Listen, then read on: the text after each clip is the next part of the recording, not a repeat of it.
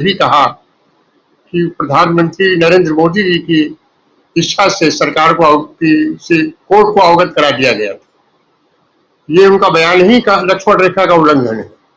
सरकार का मतलब प्रधानमंत्री नहीं होता, सरकार का मतलब कैबिनेट होता है। सरकार का मतलब पूरी कैबिनेट होता है और प्रधानमंत्री की व्यक्तिगत इच्छा का कोई मतलब नहीं होता। पूरी कैबिनेट की इच्छा का मतलब होता है। अगर वो ये कहते कि सरकार की मंशा से या सरकार के इरादे से अवगत करा दिया गया है तो ये ज्यादा उचित रहता। तो लक्ष्मण रेखा तो उन्होंने ही इसकी क्रॉस कर ली है कि जिस तरह से कैबिनेट को एक सरकार के रूप में माना जाता है वही एग्जीक्यूटिव है। एग्जीक्यूटिव सरकार है और पार्लियामेंट विधायिका है और न्यायपालिका तो अपनी जगह ही है। इन तीनों में जो चेक एंड बैलेंसेज है इसका भी संविधान में प्रावधान है।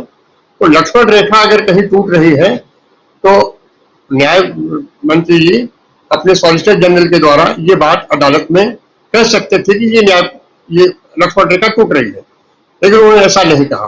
दूसरी बात, सुनील शुक्ला जी ने शुरू में बहुत ही सही बात कही और उनकी एक एक बात मुझे जमी। तो उस बात में सबसे बड़ी बात उन्होंने ये कही कि सरकार का इरादा बिल्कुल नहीं है कि वो इस पर पुनर्विचार करके इसे खत्म करे। सरकार इसे खत्म नहीं करना चाहती। सरकार को कहीं न कहीं ये डर लग गया था कहीं ऐसा न हो कि ये पूरा केस जो सुनवाई चल रही है ये 3 जज के बजाय 5 जज के बेंच पे चली जाए, क्योंकि 5 जज के बेंच ने केदारनाथ का फैसला 1962 में दिया था। ऐसी स्थिति में फिर ये मामला लंबा चला जाएगा।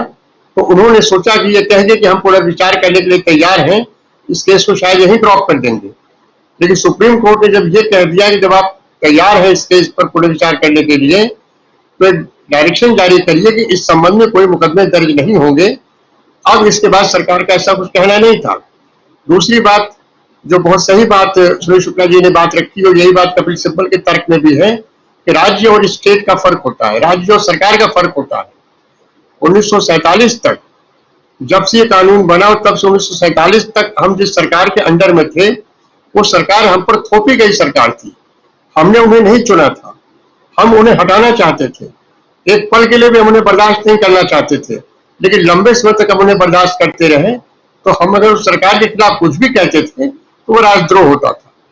और ब्रिटेन राजतंत्र है, अलग तरह का राजतंत्र है, लेकिन फिर भी वो राजतंत्र ही है। तो इस नाते वो राजद्रोह कहा गया कि क्राउन के खिलाफ आप हैं। तो राजद्रोह देशद्रोह में फर्क होता है। 847 के बाद जो सरकार है वो हमने चुनी है।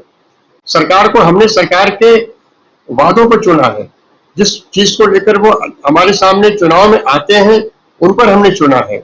ऐसी स्थिति में अगर वो कुछ ऐसा कर रहे हैं तो हम उनकी आलोचना करने के लिए स्वतंत्र हैं और ये अधिकार भी हमें संविधान ने ही दिया है।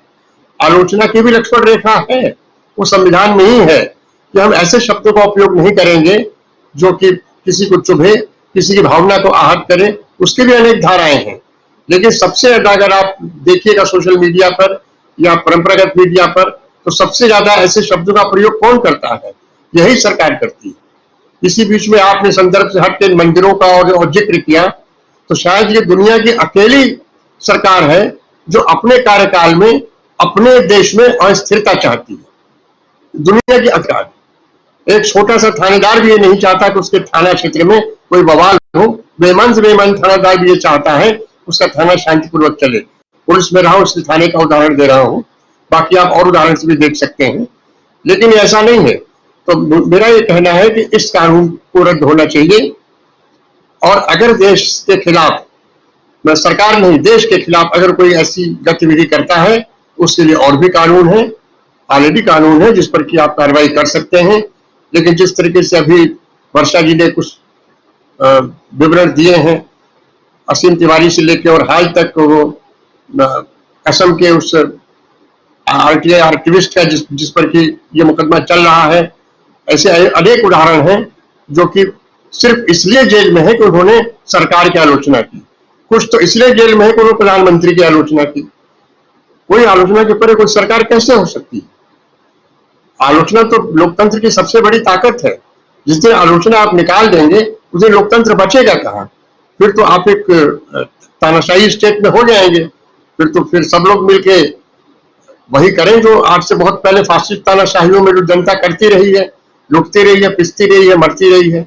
तो मैं समझता हूँ कानून मंत्री जी को चाहिए कि अब जब चूंकि उनकी सरकार ने तय कर लिया इस पर पुनर्विचार करें, तो इस पर गंभीरता से और बिना किसी पूर्वाग्रह के विचार करें, जिससे आम जनता को, जनता के उन लोगों को राहत मिले जो कि सरकार की रिजनेबल आलोचना करना चाहते हैं, तार्किक आलोचना करना चाहते हैं।